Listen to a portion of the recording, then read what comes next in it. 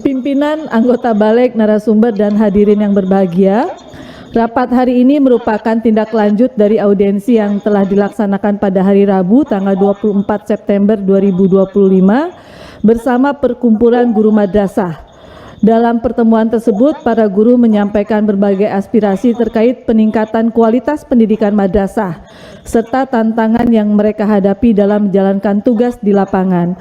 Salah satu isu yang mengemuka adalah kesenjangan kesejahteraan antara guru madrasah dan guru sekolah umum, baik dari segi pengakuan status kepegawaian, akses terhadap tunjangan, maupun kesempatan pengembangan profesional.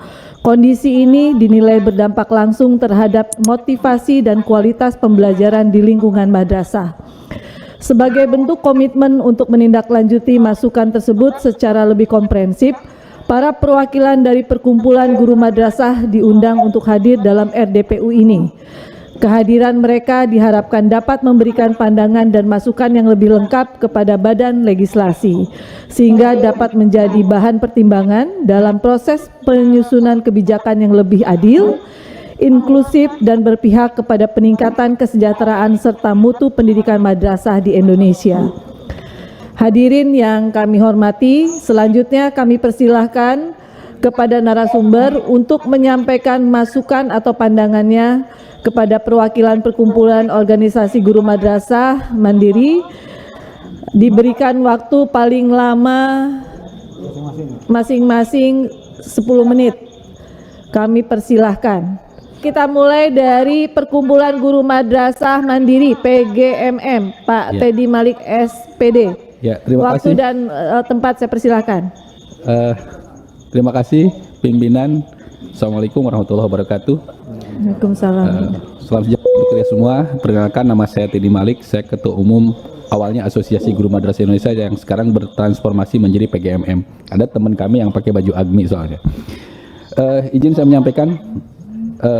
Yang pertama, ini ada dengan narasi madrasah sekolah swasta menjerit karena kebijakan yang diskriminatif. Inilah yang melatar belakangnya. Pertama adalah madrasah dan sekolah swasta adalah pilar penting dalam dunia pendidikan. Namun hingga kini, lembaga pendidikan swasta selalu dikecualikan dari berbagai kebijakan afirmatif pemerintah. Ketidakadilan terkesan sistemik karena terjadi secara menyeluruh, terstruktur, berlangsung lama karena sudah tertanam dalam sistem, aturan, dan kebijakan yang berlaku, terutama pada madrasah swasta. Kami menjerit, menahan sakit karena kebijakan yang timpang dan diskriminatif. Kita lanjut. Inilah Undang-Undang ASN Pasal 32 ayat 3, Pasal 35, dan Pasal 36. Di mana ayat ini, pasal-pasal ini tertutup yang memberikan kesempatan yang boleh mendaftar ASN P3K itu hanya honorer yang ada di lembaga pemerintah saja. Ini sangat diskriminatif. Yang kedua, Undang-Undang Guru dan Dosen nomor 14 tahun 2005 pasal 24. Saya bacakan ayatnya. 1. Pemerintah wajib memenuhi kebutuhan guru baik dalam jumlah, kualifikasi akademik maupun dalam kompetensi secara merata untuk menjamin keberlangsungan satuan pendidikan anak usia dini di jalur pendidikan formal serta untuk menjamin keberlangsungan pendidikan dasar dan menengah diselenggarakan oleh pemerintah. Kita berharap balik mengamandemen ditambahkan dengan yang diselenggarakan oleh masyarakat, bukan hanya yang diselenggarakan oleh pemerintah. Saya nggak bisa kasih penjelasan karena waktunya sebentar. Nah, ini sangat kontra dengan undang-undang yang sebenarnya undang-undang yang murni dan konsekuen, undang-undang yang tidak ada kepentingan. Yang pertama Pancasila sila kelima. Yang kedua, Undang-Undang Dasar 1945 pasal 31 tentang pendidikan dan kebudayaan, pasal 2-nya bisa dilihat, setiap warga negara wajib mengikuti pendidikan dasar dan pemerintah wajib membiayainya. Selanjutnya, ada juga putusan MK nomor 3 garis miring PUU garis miring 13 garis miring 24 putusan pada tanggal 27 Mei 2025, mohon maaf, yang mengabulkan sebagian gugatan uji materi untuk Sisdiknas. Putusan ini didasarkan pada prinsip bahwa negara wajib membiayai pendidikan dasar tanpa batasan jenis sekolah atau madrasah. sesuai dengan amanah pasal 31 ayat 2 Undang-Undang Dasar 1945 dan Undang-Undang Sisdiknas nomor 20 tahun 2003 pasal 11 di mana pemerintah dan pemerintah daerah wajib memberikan layanan kemudahan serta menjamin terselenggaranya pendidikan yang bermutu bagi setiap warga negara tanpa diskriminasi. Ini tanpa diskriminasi, berarti undang-undang yang dua itu diskriminasi. Kita berharap undang-undang yang dua ini bisa diamandemen oleh Badan Legislasi DPR RI Republik Indonesia. Yang selanjutnya kami juga menyoroti tentang Permendagri nomor 15 tahun 2024 yang ini juga sangat merugikan madrasah karena kemarin kami diminta oleh Pak Bob Hasan lebih banyak lagi materi-materi pasal-pasal yang disampaikan. Kami bilang siap. Ini pada Permendagri nomor 15 tahun 2004 tentang pedoman penyusunan anggaran pendapatan belanja daerah tahun 2024 2021 kalimatnya sama. Di mana pemerintah daerah dapat mengalokasikan anggaran dalam bentuk kegiatan subkegiatan dalam bentuk kode rekening hibah untuk lembaga-lembaga yang ada di bawah binaan Kementerian Agama. Harapan kami kalau hibah itu kan suka dan nggak suka. Kalau bupatinya suka dikasih, nggak suka nggak dikasih. Jadi ada polarisasi. Jadi mendorong kami untuk bersikap ketika ada pemilihan, Bapak Ibu. Mohon ini diadvokasi oleh DPR RI karena memang di atasnya saya cari referensi. Ketika kami datang ke Pemda, mereka mengatakan bahwa urusan Kemenak itu adalah urusan pusat. Ternyata di sini ada peraturan pemerintah nomor 38 tahun 2007. Ini bisa dilihat di pasal 2, pasal 1-nya saya bacakan saja. Urusan pemerintah terdiri atas urusan pemerintah yang sepenuhnya menjadi kewenangan pemerintah dan urusan pemerintah dibagi bersama antar tingkatan atau susunan pemerintah. Ada yang bisa dibagi, ada yang nggak bisa dibagi. Yang nggak bisa dibagi, ini menurut PP itu, urusan pemerintah yang menjadi kewenangan pemerintah sebagaimana dimaksud ayat 1 meliputi politik luar negeri, pertahanan, keamanan, justisi, moneter, fiskal, dan agama. Ada juga urusan yang dibagi antar tingkatan susunan pemerintah sebagaimana yang dimaksud ayat 1 adalah semua urusan pemerintah yang di luar urusan sebagaimana dimaksud ayat 1. Salah satunya pendidikan. Nah, yang saya sampaikan, madrasah itu bukan lembaga agama walaupun ada di Kementerian Agama. Di Kementerian Agama itu ada subnya. Kita subpendis pendidikan Islam. Harapan saya urusan pendidikan itu masuk ke urusan yang bisa dibagi. Itu yang pertama. Dan diterangkan juga dalam Undang-Undang nomor 32 tahun 2004 tentang pemerintah daerah. Di sini disebutkan, saya kutip saja. Yang dimaksud dengan agama ada misalnya menetapkan hari libur keagamaan. Pak Teddy, waktunya sudah lewat. Tapi Mohon maaf, udah lewat 1 menit. Materinya ada ya?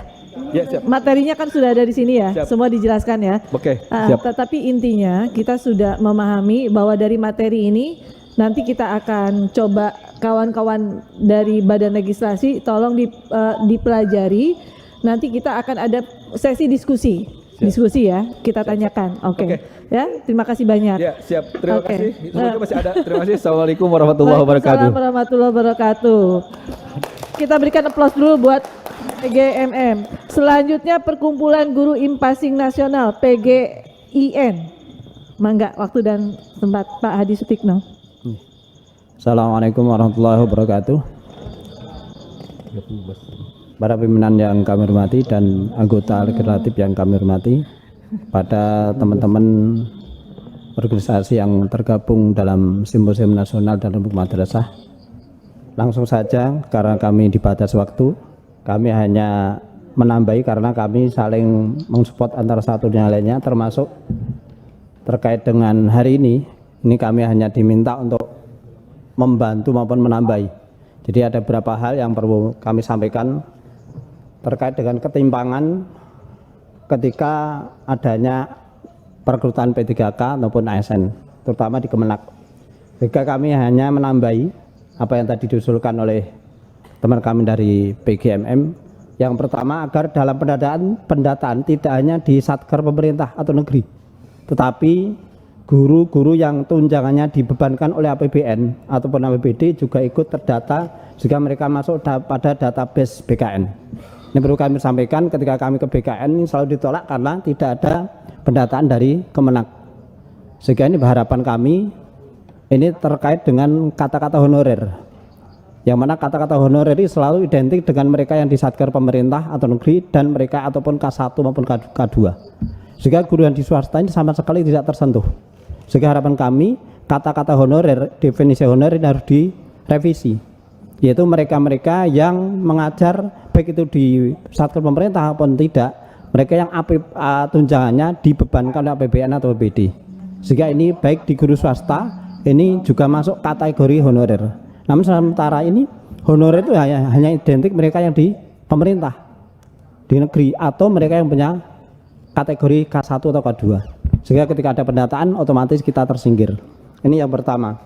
Yang kedua, data berbasis emis maupun simpatika, dan berharap Menpan RB maupun BKN ketika mereka mengedarkan edaran ini agar dimunculkan kata-kata emis atau simpatika di dalam edaran itu. Yang sementara ini selalu yang muncul hanya dapodik. Kalau itu hanya muncul dapodik, otomatis Kemenak tidak terdata di dalamnya. Maka kami mengharapkan ketika Menpan RB atau BKN ataupun kementerian terkait mengeluarkan edaran terkait dengan pendataan, maka munculkan kata-kata dapodik garing simpatika, sehingga dapodik ini miliknya Dignas, simpatika atau emis miliknya Kemenak, sehingga kedua-duanya terdata. Kalau sementara ini, mohon maaf, ini bukan hanya diskriminasi kepada madrasah, tapi Kemenak juga terdapat di diskriminatif karena yang muncul hanya dapodik, sedangkan aplikasi yang dimiliki oleh Kemenak tidak muncul sama sekali. Kemudian yang berikutnya, agar dalam perekrutan nanti muncul afirmasi usia maupun serdik. Mohon maaf, sementara ini di Kemenak tidak muncul. Ini juga menjadi seperti kita itu sudah punya usia sudah di atas 35 tahun tapi tidak dihargai. Kita punya serdik juga tidak dihargai. Sedangkan di Dignas ini muncul afirmasi usia dan serdik. Sehingga harapan kami ini usia dan serdik ini juga dimasukkan dalam afirmasi di Kemenak ketika ada pendataan P3K. Yang terakhir, P3K ketika lolos maka dikembalikan pada madrasah asal sesuai dengan SKB 3 Menteri. Ini harapan kami karena kami diminta menguatkan apa yang menjadi usulan dari teman kami PGMM. Itu Ibu. Kemudian sebenarnya masih ada satu lagi yang perlu saya sampaikan, karena ini sudah kita sering sampaikan, termasuk Bu Pimpinan ini sering kita ketemu di Komisi 8, dan mungkin bahasa Jawa ini udah jelek mendengar kaitan impasing. Nah, makanya tadi sudah kita singgung kaitan impasing ini perlu juga disampaikan. Kami ingat ketika kami RDPU dengan ketika kami RDPU antara Komisi 2 dan Menpan RB, ada satu keputusan bahwa impasing diikutkan dalam seleksi P3K, tapi sampai saat ini tidak dilibatkan. Itu kami ada keputusan bersama antara Menpan RB kemudian Komisi 2 waktu di tahun 2020-an. Tapi sampai sekarang tidak ditindaklanjuti. Termasuk, mohon maaf saya mungkin lagi, keputusan RDPU antara Kemenak, Komisi 8 dan kami itu ada keputusan agar Kemenak merevisi P643, ini juga tidak dilaksanakan. Ini yang kami sampaikan, semoga menjadi tambahan baik untuk hari ini. Demikian, Assalamualaikum warahmatullahi wabarakatuh. Terima kasih banyak, pas banget Pak Hadi Sutikno. Nah, selanjutnya kami persilahkan Persatuan Guru Seluruh Indonesia PGSI. 1, 2, 3, 4, 5. Assalamualaikum warahmatullahi wabarakatuh. Salam sejahtera untuk kita semua. Terima kasih pimpinan Badan Legislasi DPR RI dan juga seluruh anggota yang hadir, teman-teman dari organisasi profesi guru se-Indonesia yang hadir hari ini. PGSI, Persatuan Guru Seluruh Indonesia, perkenalkan nama saya Muhammad Zain, Dewan Pembina PGSI Nasional. Mohon maaf Pak Ketua kurang sehat. Begini, karena waktunya 5 menit dan alhamdulillah semua Orprof ini sudah menyerahkan materi dan itu dikaji berhari-hari Bu. di hotel, di rumah, di mana-mana gitu. Alhamdulillah materinya cukup teknis dan sangat substansial. Saya membaca, melihat dari beberapa yang sudah menyampaikan tadi, termasuk kami PGSI ada banyak pasal yang sudah kami perdebatkan di internal kami. Tentu kalau kita baca semua tidak mungkin waktunya.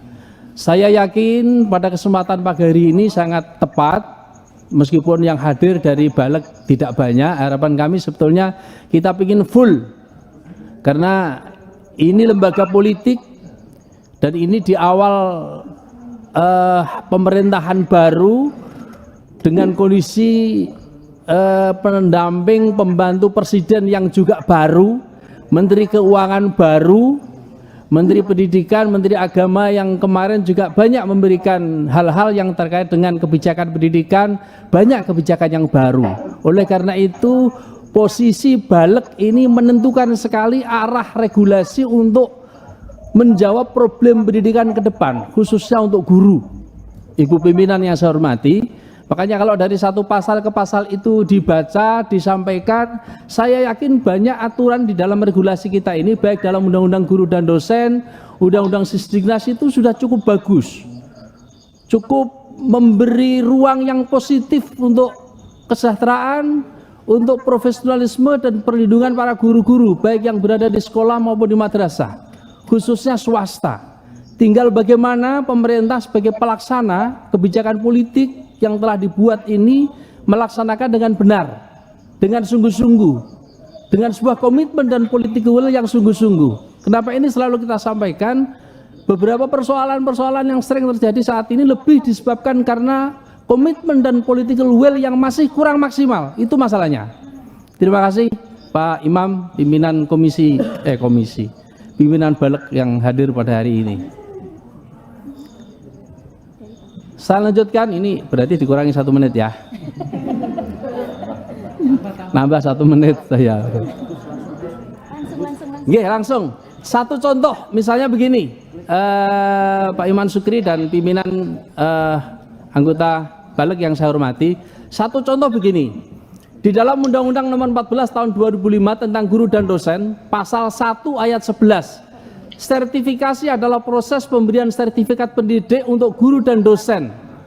12. Sertifikat pendidik adalah bukti formal sebagai pengakuan yang diberikan kepada guru dan dosen sebagai tenaga profesional. Ayat ini bagus, tapi kita lihat implementasinya. Di pasal ini kementerian terkait baik di Kementerian Pendidikan maupun di Kementerian Agama belum melakukan program sertifikasi secara otomatis dan menyeluruh. Kenyataannya banyak masih guru yang mengajar 5-10 tahun belum sertifikasi dan tidak dapat tunjangan profesi apapun. Ini undang-undang tahun 2005, sudah 20 tahun problem sertifikasi in passing masih terjadi carut menarut. Ini satu contoh saja. Satu lagi, di pasal 13, pasal ini jelas kementerian terkait belum memberikan kesempatan yang sama.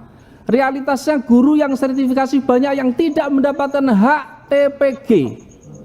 Terkait pasal 13 ayat 1 ini bahkan tunjangan in passing terhutang 2011 sampai 2014 guru swasta Kemenak banyak yang belum terbayarkan.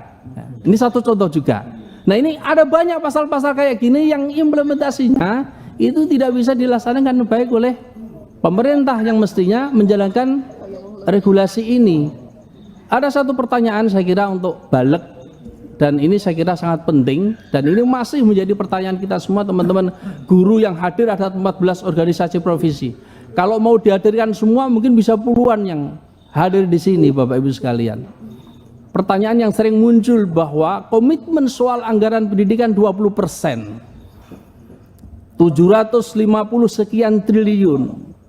Kalau seandainya anggaran sebesar itu dialokasikan untuk 3 hal. Salah satunya adalah untuk kesejahteraan guru, khususnya guru-guru swasta, guru-guru non-ASN ini, dan juga untuk peningkatan kapasitas atau profesionalisme guru dan perlindungan guru, itu tidak membutuhkan anggaran yang besar. Mohon maaf, dibanding dengan alokasi yang sedemikian cepat oleh pemerintah, karena kepentingan MBG dengan anggaran 335 triliun tidak ada apa-apanya kalau hanya untuk mensejahterakan guru. Saya yakin kalau komitmen anggaran 20% ini betul untuk menjawab problem regulasi yang belum dilaksanakan oleh Kementerian, baik Kementerian Agama, Kementerian Pendidikan Nasional, Dikdasmen, sampai kapanpun organisasi profesi ini akan terus banyak muncul di negeri ini. Karena memang dua problem tadi, soal kesejahteraan dan soal profesionalisme, soal kompetensi yang dihadapi oleh guru-guru ini sangat luar biasa dan belum dijawab melalui kebijakan. Kalau undang-undangnya sudah pas, tapi oleh kebijakan kurang. Sekali lagi, masih ada enggak waktunya? Sudah cukup ya. Jadi ini ada 17 pasal, ini baru 1 tahun saja kami mengaji, itu sudah 17 pasal yang mestinya harus dilaksanakan, tapi belum dilaksanakan. Dan ini mumpung masih 1 tahun pemerintahan Pak Prabowo, dan saya yakin beliau punya komitmen yang besar untuk mensejahterakan guru. Kami masih ingat waktu beliau menyampaikan pada saat kampanye dulu akan memberikan subsidi tambahan kemaslahatan untuk guru minimal 2 juta per guru per tahun. Nah ini kita masih menunggu itu. Terima kasih. Per bulan ya. Kalau per tahun ya sedikit dong. Terima kasih. Ya kesimpulannya ini Ya, kesimpulannya ini soalnya kesimpulannya ini juga butuh waktu 2 jam kemarin. Kesimpulan bahwa selama ini kementerian terkait belum memenuhi harapan guru Indonesia secara umum, terutama guru yang berstatus guru swasta sekolah maupun madrasah. Padahal kontribusinya sangatlah besar dalam membangun bangsa ini. Oleh karena itu, ada 3 hal yang kami usulkan. Pertama, P3 ASN-kan guru swasta sekolah madrasah swasta, dimulai dari guru yang sudah sertifikasi atau yang sudah mempunyai SKN passing, dan hapus diskriminasi guru. Nah, ini demo ini. Yang kedua, bayar tunggakan in passing tahun 2011 sampai 14 ini sampai kiamat masih ingat terus. Madrasah swasta dan TBK terhutang guru swasta sekolah maupun madrasah swasta. Guru itu daya ingatnya sangat tinggi sekali. Yang ketiga, yang terakhir, sertifikasikan guru swasta sekolah madrasah swasta dan terbitkan SK in passing guru swasta madrasah swasta. Terima kasih. Assalamualaikum warahmatullahi wabarakatuh.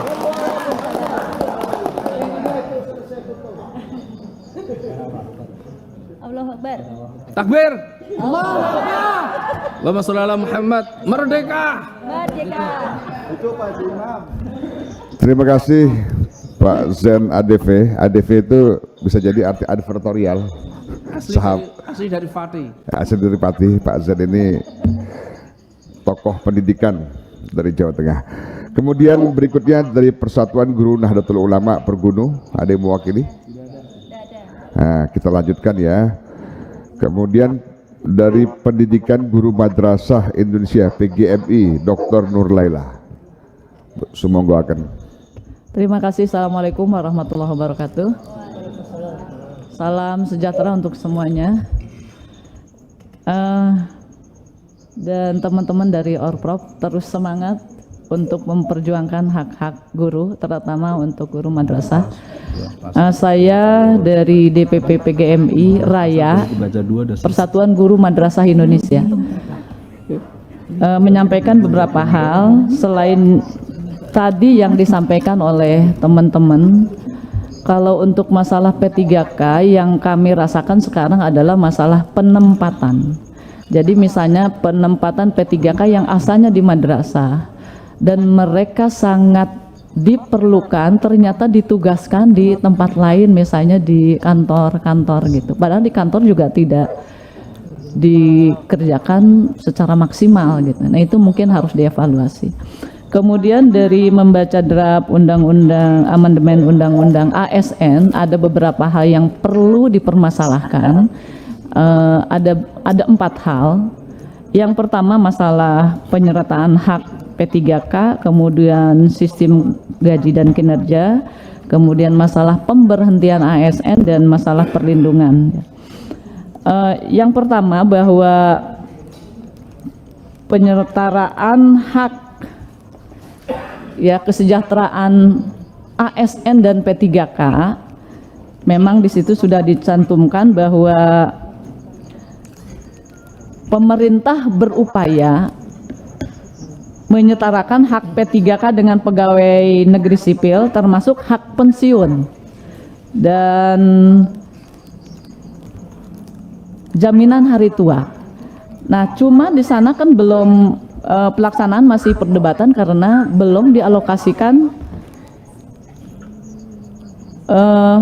skema pendanaannya itu dari mana gitu. Jadi ini masih kami pertanyakan, benar nggak nih Badan Legislasi mau memperjuangkan hak ini. Jadi kami menginginkan bahwa perjuangan Badan Legislasi itu harus tuntas gitu. Artinya skema pendanaannya harus sudah siap juga gitu, sehingga bisa diimplementasikan. Kemudian yang kedua, sistem gaji dan kinerja, bahwa di sini ada sistem penilaian kinerja yang baru gitu. Ada wacana bahwa akan mengubah sistem penggajian dan tunjangan berdasarkan kinerja. Lagi-lagi ini implementasinya juga dipertanyakan karena kalau penilaian kinerja itu subjektif. Apalagi orang Indonesia itu pakai nggak enakan. Jadi mungkin ada ketidakadilan gitu ya. Mungkin nanti kalau misalnya atasannya dia kuat dengan ini, sementara di tempat lain tidak dilaksanakan, ini juga akan menimbulkan ketimpangan dan ketidakadilan. Apalagi kalau misalnya berdasarkan ketidaksukaan atau berdasarkan partai politik kan bisa aja ya menjatuhkan orang, memberhentikan ASN gitu ya, memecat ASN berdasarkan hal ini. Jadi bisa dari politik atau pribadi gitu. Jadi mungkin ini juga perlu diperjelas lagi. Kemudian isu perlindungan dan keamanan kerja juga, bahwa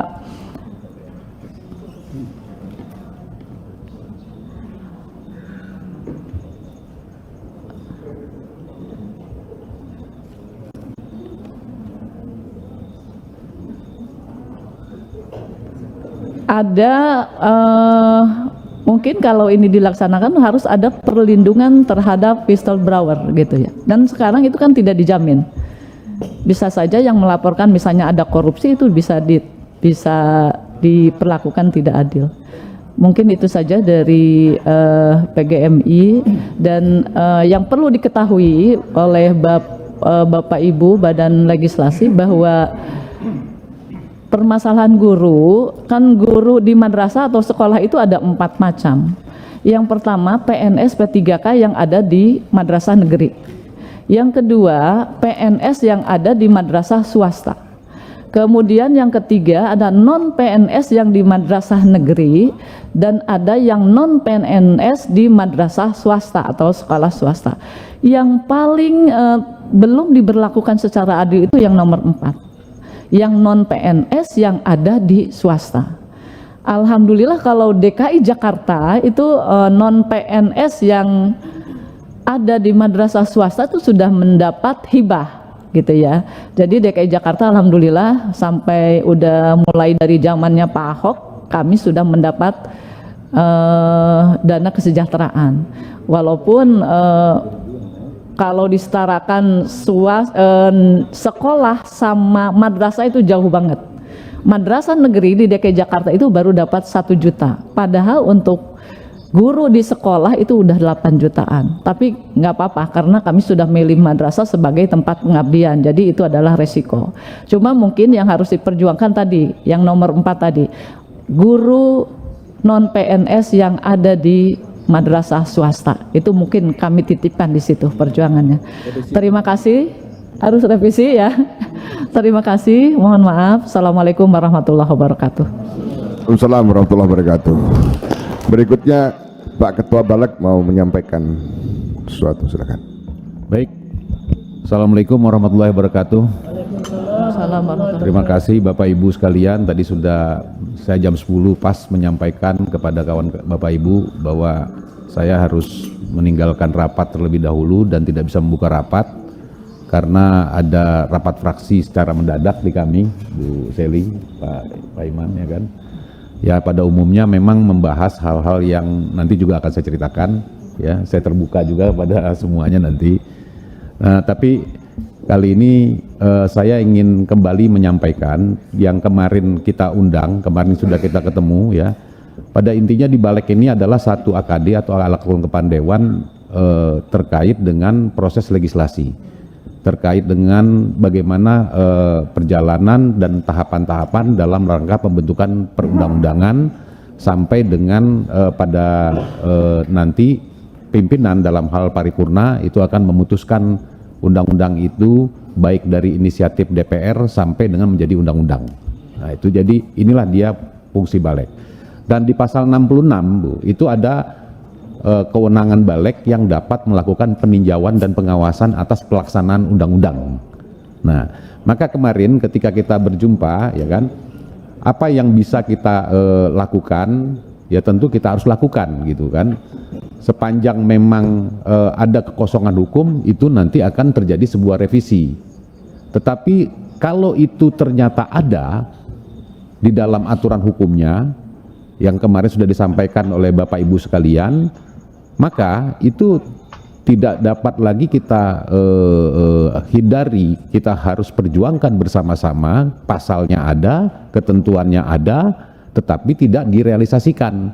Nah, itulah yang namanya peninjauan dan pengawasan terhadap pelaksanaan undang-undang. Nah, itulah fungsi Balek, gitu loh.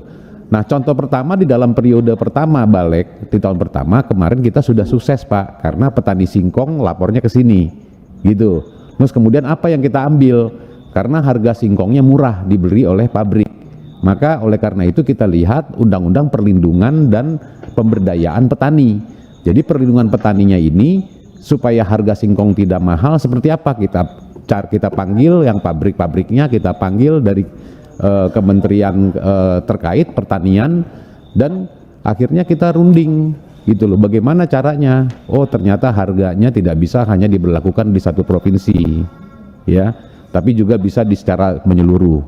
Nah, kemudian juga demikian halnya dengan tapiokanya, yang sekarang akhirnya pembatasan impor, tidak boleh impor, gitu ya. Akhirnya nanti harganya akan sempurna kembali dan petani harganya akan menjadi normal. Nah, ini yang kita bisa lakukan Pak, ya. Nah, mudah-mudahan di dalam persoalan ini nih, yang saya kemarin dapat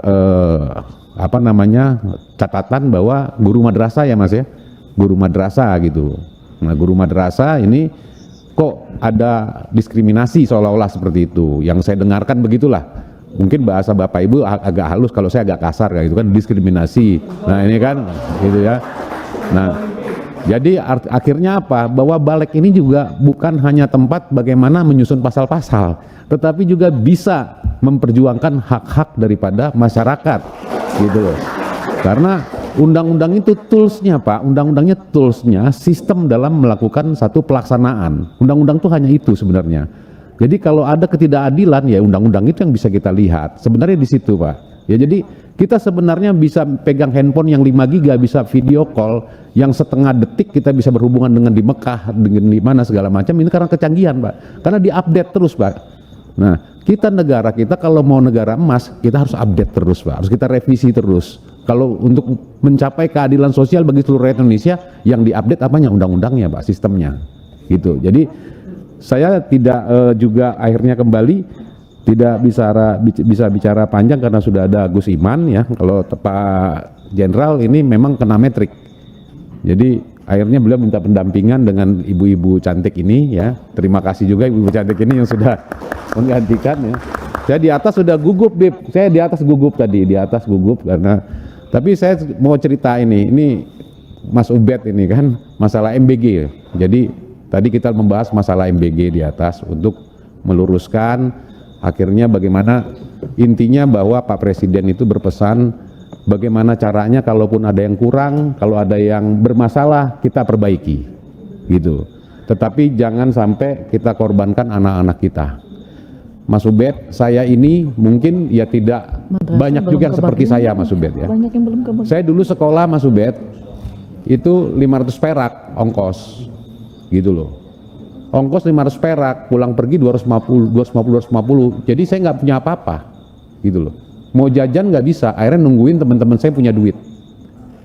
Ya akhirnya lapar terus. Jam 10 tuh kalau sekolah saya udah ngantuk Mas. Itu saya, ya.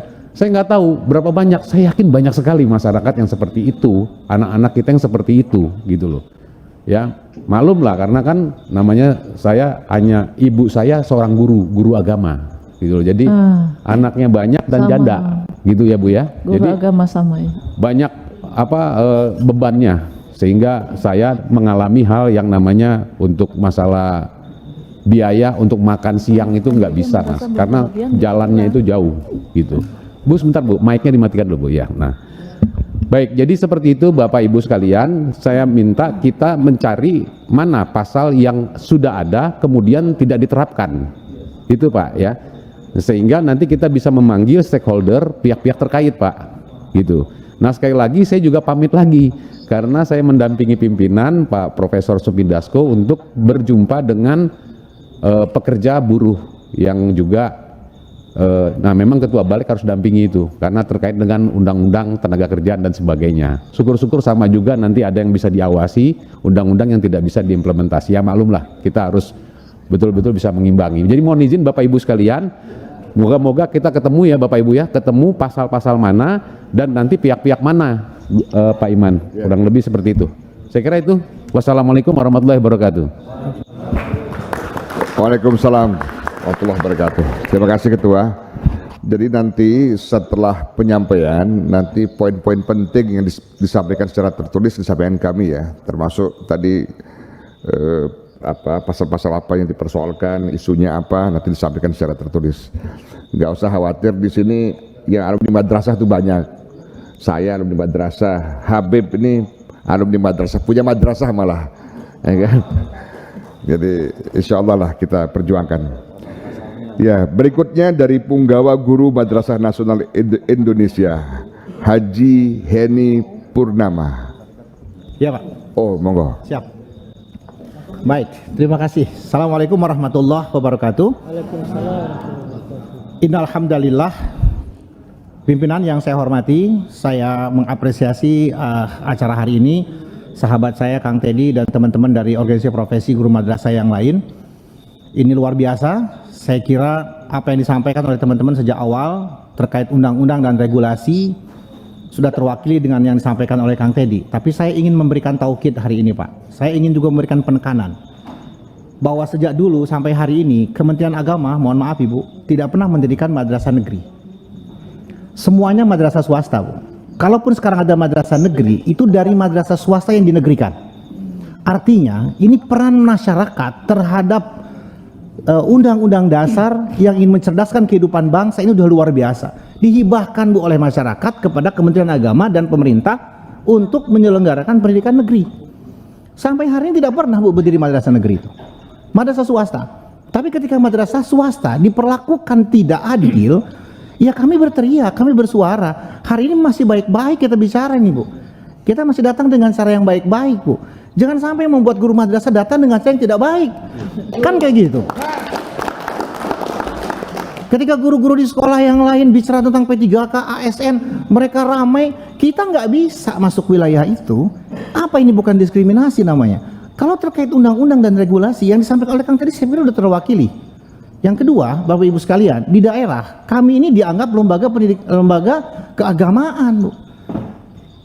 Kami ini lembaga pendidikan, Bu, sama dengan sekolah SD, SMP, SMA, MI, MTS, MA, sama. Kita lembaga pendidikan, tapi kita berbasis agama Islam, itu umum, itu saja. Itu bukan menandakan bahwa kami adalah lembaga keagamaan atau pendidikan keagamaan. Kami pendidikan umum juga. Maka hak dari 20% anggaran pendidikan itu harus sampai juga pada pendidikan madrasah. Jangan sampai ini dibiarkan saja gitu loh Bu. Mohon maaf, kami sudah beberapa kali bertemu di RDPU dengan Komisi 10, Komisi 8, hari ini dengan 2 kali dengan legislasi. Kalau yang kita terima hari ini masih normatif, ini sia-sia lagi Bu. Kita hanya punya nilai silaturahmi, tapi tidak menyelesaikan masalah.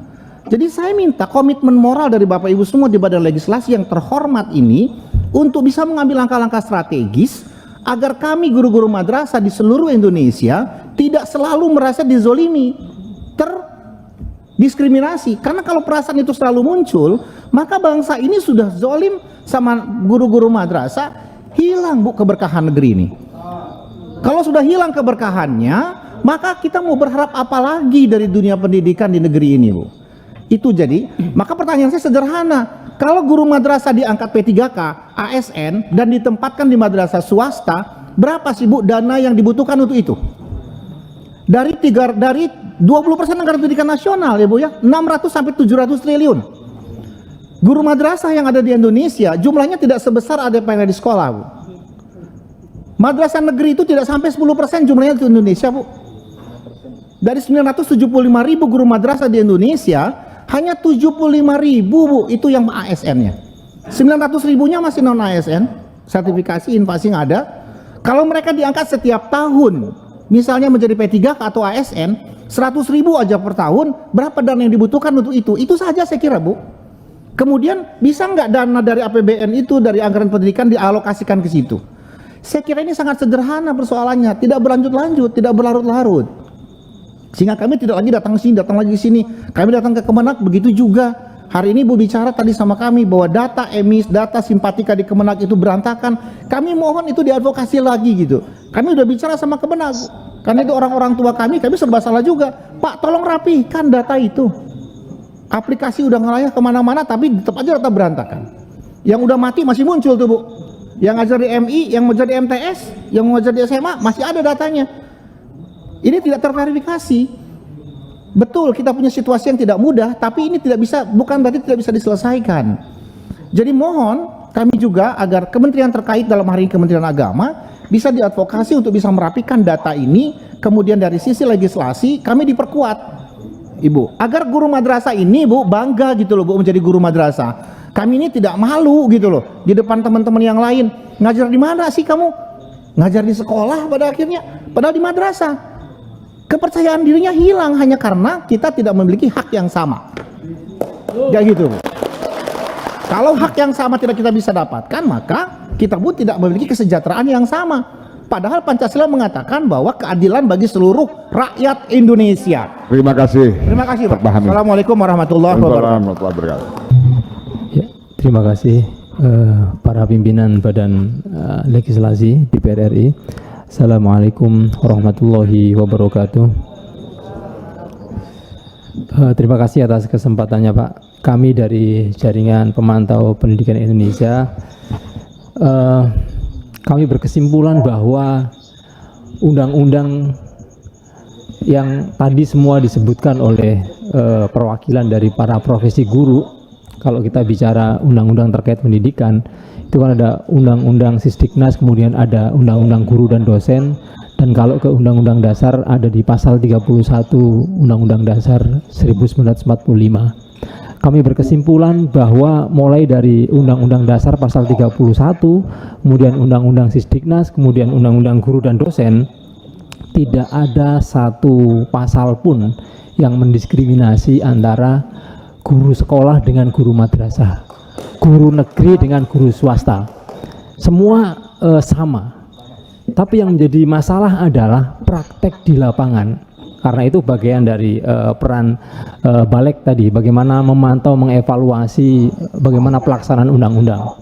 Contoh di tahun 2004 kami menemukan praktek diskriminasi di guru swasta dan juga siswa swasta.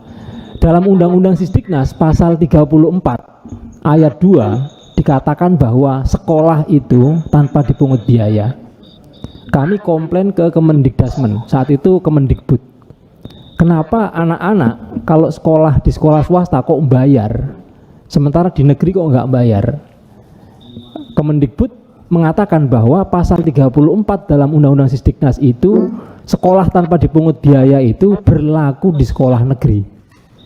Terus kami protes, Undang-Undang Sisdiknas pasal 34 nggak ada nomenklatur negeri dan swasta, tapi semua anak Indonesia. Akhirnya kemudian Mahkamah Konstitusi memutuskan tanggal 27 Mei 2025 mengatakan bahwa sekolah tanpa dipungut biaya itu berlaku di negeri dan swasta. Gitu. Pertanyaannya, kalau di swasta sekolah nggak bayar, siapa yang membiayai? Hakim Mahkamah Konstitusi menegaskan bahwa pasal 31 ayat 4 pembiayaannya itu ditanggung oleh negara. Bahkan ayatnya jelas sekurang-kurangnya 20% dari APBD dan 20% dari APBN. Nah, supaya anak-anak di sekolah swasta ini bisa sekolah tanpa dipungut biaya, yang bayar gaji gurunya siapa? Kalau sekolah swastanya rusak, siapa yang memperbaiki? Gitu. Maka kemudian kami meyakinkan hakim di Mahkamah Konstitusi bikin perhitungan. Kalau misalnya semua guru swasta dibiayai oleh negara, sehingga anak-anak sekolah di sekolah swasta itu bisa menjalankan amanat pasal 34 ayat 2 sekolah tanpa dipungut biaya. Hitung-hitungan kami yang kami sajikan di Mahkamah Konstitusi adalah negara tidak lebih menyiapkan kurang dari 100 triliun dari anggaran yang sekarang sudah ada. Gitu. Jadi semua perhitungan dihadirkan di sidang waktu itu, perhitungan dari kami, perhitungan dari Bappenas dan Kemendikbud, dan ternyata hakim lebih bisa menerima hitung-hitungan kami bahwa sebenarnya secara kemampuan fiskal negara kita sangat mampu sekali gitu. Karena itu kesimpulan kami yang kedua, karena memang tidak ada diskriminasi di level peraturan perundang-undangan kita, maka diskriminasi itu muncul dalam pelaksanaan undang-undang itu sendiri.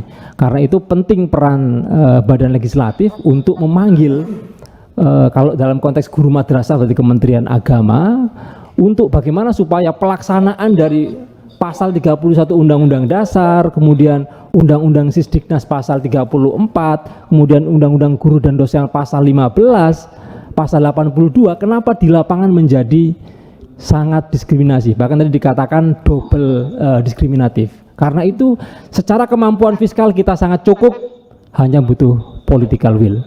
Assalamualaikum warahmatullahi wabarakatuh. Waalaikumsalam warahmatullahi wabarakatuh. Terima kasih atas masukan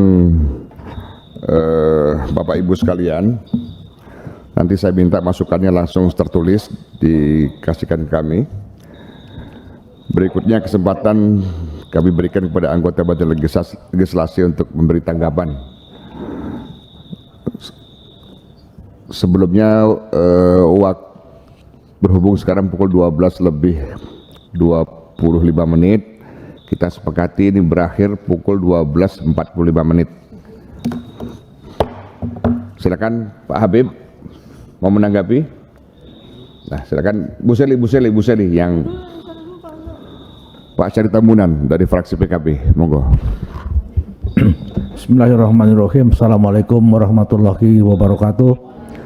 Yang saya hormati pimpinan dan para anggota Badan Legislasi DPR RI, Bapak Ibu sekalian yang saya hormati, saya banggakan. Saya Syarif Tambunan, anggota DPR RI Komisi 8 dari fraksi PKB, Pak.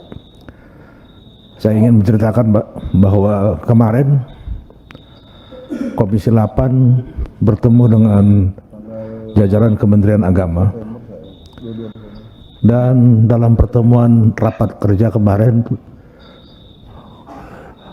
pada umumnya seluruh anggota Komisi 8 sangat memberi perhatian terhadap persoalan masalah-masalah seperti yang Bapak Ibu sampaikan tadi. Ibu Seli salah satu yang paling keras, bahkan sampai ada bahasa mengancam kepada jajaran Kemendik, jajaran Dirjen Pendidikan Islam, kalau masih tidak mampu mengatasi persoalan-persoalan yang seperti yang Bapak Ibu kemukakan kemarin, itu diancam untuk lebih baik diambil alih oleh Kemendikbud gitu. Begitu Bu Seli ya. Yang saya maksudkan di sini hanya untuk meyakinkan Bapak Ibu bahwa masalah ini bukan masalah baru, sudah lama. Secara khusus di PKB juga ada penekanan kepada para anggota DPR RI fraksi PKB untuk memberi perhatian penuh terhadap permasalahan. Jadi sebetulnya tidak ada yang baru Pak Iman disampaikan.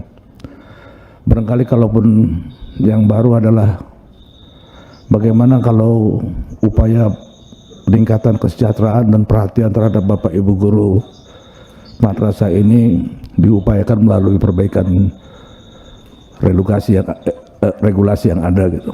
Kemarin itu memang kita Bu Seli tidak sampai ke sana Bu ya, barangkali lebih pada upaya penekanan agar semua yang sudah tercantum dalam berbagai peraturan itu dilaksanakan. Barangkali melalui pertemuan ini sudah ada bahan yang lebih bisa kita menjadi perhatian Pak Iman sebagai pimpinan badan legislasi, ya peraturannya kalau perlu diperbaiki atau bahkan bukan perlu, memang harus diperbaiki. Barangkali itu yang dapat saya sampaikan. Saya hanya ingin menyampaikan bahwa setiap kali reses pun sama seperti yang saya alami. Barangkali anggota-anggota Komisi 8 pun selalu bertemu dengan para guru madrasah dan selalu menerima masukan yang sama gitu. Pak Muhaimin barangkali kemarin di Hari Tani secara terbuka menyampaikan permohonan maaf karena PKB menganggap dirinya belum mampu memperjuangkan para tani. Barangkali Pak Iman barangkali sebagai pimpinan PKB menurut saya layak juga minta maaf Pak, karena kita belum mampu memperjuangkan nasib para guru swasta, padahal sudah sejak saya menjadi anggota DPR RI, saya baru periode pertama Bapak Ibu, pesan yang disampaikan partai justru adalah pertama-tama memberi perhatian terhadap guru-guru swasta termasuk guru-guru pesantren. Ini masukan dan penyemangat baru bagi kami, bagi saya dan Ibu Seli serta kawan-kawan Komisi 8 untuk terus memperjuangkan ini. Terima kasih. Wallahu muwaffiq ila aqwamit thoriq. Assalamualaikum warahmatullahi wabarakatuh. Ketua. Waalaikumsalam warahmatullahi wabarakatuh. Ketua. Ya. Berikutnya Pak Habib, ya. lagu Pak Karyasa, terus Bu Salih. Silakan. Ya. Terima kasih pimpinan. Assalamualaikum warahmatullahi wabarakatuh. Saya tidak menyebutkan satu persatu. Ya. Yang pertama, kita masih terus mencoba memperjuangkan mandatory spending yang 20%. Ya. Saya terakhir menyampaikan di rapat paripurna tanggal 21 Januari bahwa pemerintah sudah saatnya untuk mengembalikan 20% sebagai dana khusus untuk pendidikan di luar lembaga pendidikan yang dilaksanakan oleh dinas-dinas. Ingin kami sampaikan bahwa dari 754 triliun yang 20% mandatory spending untuk lembaga-lembaga pendidikan yang di luar Kementerian Pendidikan, jumlahnya ada 24 lembaga dan kementerian, itu hampir menyedot 103 triliun. Kementerian Kesehatan punya 18 lembaga pendidikan, Kementerian Pariwisata, Kementerian Keuangan dan sebagainya. Alhamdulillah tahun ini berdasarkan keputusan MK, lembaga-lembaga pendidikan di luar Kementerian Pendidikan sudah tidak mendapatkan alokasi dari 20% tersebut. Hanya yang sedang kita coba perjuangkan, yang 103 triliun ini dikemanakan. Ini yang sedang kita kejar. Kemudian yang kedua, saya walaupun leading sektornya di Komisi 8, Ibu Seli nanti mungkin karena ini Kementerian Agama, saya sendiri di Komisi 10 Pendidikan, saya menyampaikan sudah saatnya pemerintah menebus dosa sekian lama berkaitan dengan perhatian kepada lembaga-lembaga pendidikan swasta. Ya. Saya menyampaikan kepada Menteri Pendidikan bahwa pemerintah histori sekolah swasta dan madrasah lebih awal kehadirannya dibanding dengan sekolah-sekolah negeri. Ya. Namun sayang, hampir sebagian aparat yang ada di kementerian, baik Kementerian Pendidikan maupun Kementerian Agama, mindsetnya itu negeri minded. Ya. Kalaupun ada semacam perhatian untuk swasta, sangat kecil sekali. Padahal yang namanya swasta ini bukan hanya gurunya saja, tetapi termasuk lembaga pendidikannya yang sedang kita coba perjuangkan. Ya, mendapatkan perlakuan yang diskriminatif, termarginalkan sekian lama. Benar apa yang disampaikan oleh bapak-bapak tadi. Untungnya guru-guru agama yang di madrasah ini saya melihat sebagai benteng terakhirnya itu ada 4 sifat: sabar, ikhlas, tawakal, dan istiqomah. Ya. Nah, ini kan yang menjadi modal dasarnya, sehingga sebetulnya mereka lebih layak untuk demo lebih daripada hakim-hakim. Ya. Ya, 30. Nah, tapi kan sampai hari ini tetap menunjukkan ya memang ada sesuatu yang lebih besar daripada itu, yang namanya pahala dari Allah. Ya. Namun ini mudah-mudahan tahun ini, terutama nanti kawan-kawan yang di Komisi 8, kami di Komisi 10 sedang mencoba memperjuangkan lembaga pendidikan swasta yang berada di Kemendikbud. Dari 1.600.000 guru swasta, kita minta kemarin itu 4, karena yang sudah di P3-kan itu baru 600.000. Kita minta 400.000, namun yang baru terrealisir hanya 40.000. Nah, apakah tahun ini bisa? Nah, ini akan kita kejar terus. Pak Azhari, mungkin kita nanti secara khusus fraksi PKB untuk bisa mengajukan agar supaya, maaf saya sampaikan ke kementerian, Pak, kalau bapak-bapak mendengar ada gaji guru yang 250.000, itu guru-guru madrasah. Ya. Bayangkan 250.000 untuk menghidupi minimal itu 4 orang, suami, istri, dan anak 2. Cukup untuk apa 250.000? Ya, kami sudah sangat mendengar, dan mudah-mudahan ini bisa kita perjuangkan. Termasuk, maaf, tatkala kita kunker, Ibu Seli, ya, perhatian provinsi dan kabupaten pun sangat tidak jelas. Ya. Padahal 20% itu termasuk APBD. Nah, itu yang sedang kita coba kejar terus. Ya, hanya nampaknya saya sepakat tadi yang pembicara terakhir, memang political will dari pemerintah tidak bisa sekaligus. Yang saya lihat tahun ini baru lembaga-lembaga pendidikan di bawah kementerian lain itu baru tahun ini. Berkaitan dengan keputusan MK, tatkala kita coba kejar, nampaknya masih dalam proses transisi. Yang sedang kita tanyakan, transisinya sampai kapan? Ya, transisi sampai kapan? Saya kira itu saja mungkin sedikit komentar saya, tanggapan saya, Pak Iman. Terima kasih. Wassalamualaikum warahmatullahi wabarakatuh. Waalaikumsalam warahmatullahi wabarakatuh. Berikutnya Pak Karyase. Terima kasih pimpinan. Assalamualaikum warahmatullahi wabarakatuh. Om Swastiastu dan selamat siang buat kita semua. Yang kami hormati pimpinan dan anggota balik, kemudian dari asosiasi guru-guru madrasah swasta. Pertama adalah saya mengucapkan terima kasih atas kehadirannya di balik ini, dan ini rapat bersifat terbuka. Tentu ini akan didengarkan oleh publik, mudah-mudahan juga pemerintah juga mendengarkan, dan kami di balik sangat memprihatinkan. Pertama adalah dari segi regulasi itu kan sebenarnya kasus ini sudah cukup lama, dan saya kebetulan juga di Komisi 8. Ini ada 3 orang ya di Komisi 8. Di Komisi 8 sudah berapa kali audiensi?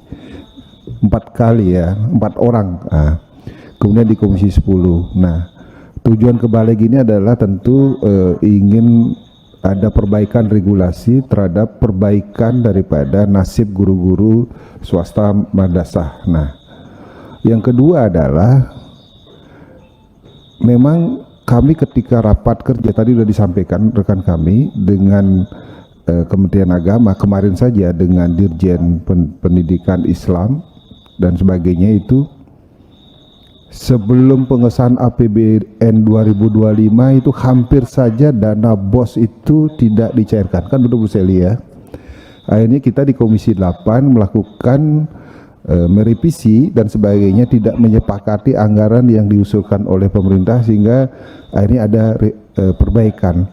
Nah, tentu yang menjadi catatan di sini adalah pertama adalah regulasi ini tentu menjadi hal kewajiban, apalagi sudah ada keputusan MK. Yang kedua, sebelum regulasi ini sebagai dasar hukum nanti perbaikan daripada kesejahteraan guru-guru madrasah ini, tentu database dari Kementerian Agama terhadap jumlah guru swasta dan sebagainya itu harus seperti yang sudah dilakukan seperti di Kementerian Sosial dengan menggunakan data sen, sehingga ketika database itu jelas, itu ini akan berat kaitannya dengan anggaran yang nanti kita usulkan bersama, termasuk juga regulasi yang akan kita buat. Maka dari itu ini PR juga, kami juga sebagai wakil rakyat tentu mohon maaf juga dalam kesempatan ini belum bisa juga menyampaikan ataukah sesuai dengan apa yang keinginan, tapi kami yakin sekarang melalui Baleg ini, dan kami serius juga nanti biar di Baleg ini agar perbaikan terhadap undang-undang yang menyangkut guru swasta ini cepat dilakukan. Apakah nanti masuk di Prolegnas, dan nanti juga apakah nanti akan dilakukan ditugaskan di masing-masing komisi. Nah, apakah nanti sekarang, apalagi sekarang ada pembahasan di Undang-Undang Sidiknas, teman kami manfaatnya juga di Komisi 10 juga. Nah, nanti apakah nanti juga akan diatur juga. Nah, ini yang penting yang harus dilakukan. Pertama adalah perbaikan undang-undang ini, kemudian adalah tentang database terhadap guru swasta, sehingga ketika ini belum ada regulasi, sehingga apa yang menjadi kesejahteraan, karena di BOS di Kementerian Agama itu hampir 3 triliun. Salah satunya itu BOS, kemudian ada beberapa beasiswa kepada ini. Nah tentu ini nanti bisa juga ditambahkan, nanti kami diusulkan di Komisi 8. Saya kira itu aja pimpinan, terima kasih ya.